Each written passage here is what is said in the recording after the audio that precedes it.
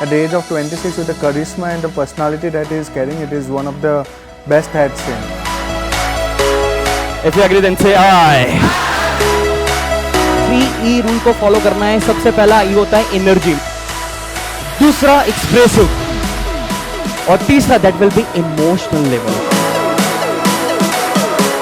I don't want $1 million life with $1 billion headache, but the $1 trillion lifestyle.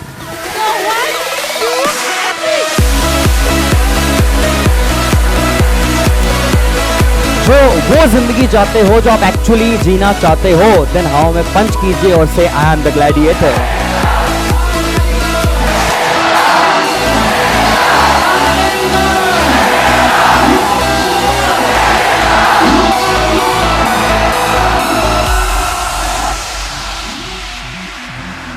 और जब आंखें बंद करके आप महसूस कर पा रहे हो, if you want to feel cry, then cry it.